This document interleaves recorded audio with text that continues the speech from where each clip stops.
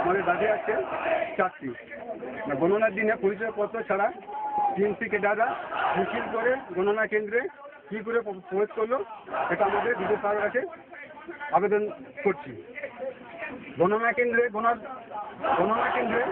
গণনার এজেন্টদের পরিচয়পত্র কেড়ে নেওয়া ও গণনা কেন্দ্রে নির্মমভাবে পিটিয়ে মারা হলে কেন আমরা বিদ্যুৎ স্যারের কাছে এটা জানতে চাইছি।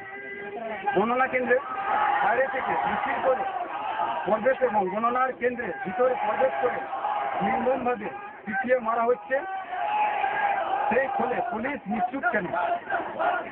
গণনা কেন্দ্রে ভোট গণনার সময় রহমান টগর, প্রশান্ত গোস্বামী, চন্দন মণ্ডল নেতৃত্বে রাজনীতি এজেন্টের মারধর করা হয়েছে। এদের বিরুদ্ধে প্রশাসন কি ব্যবস্থা নিচ্ছে আমরা বিদ্যুৎ স্যারের কাছে জানতে চাই। আচ্ছা থেকে হয়েছে ওর সঙ্গে যখন বসছে না তখন আমরা অবরোধ আমরা তুলব না। আমাদেরকে কাউন্টিং এজেন্টদেরকে যেভাবে মারধর করেছে আমরা পুনরায় নির্বাচন করতে চাই। আর পুনরায় নির্বাচন যদি না হয় আমরা বৃহত্তর আন্দোলন করবো।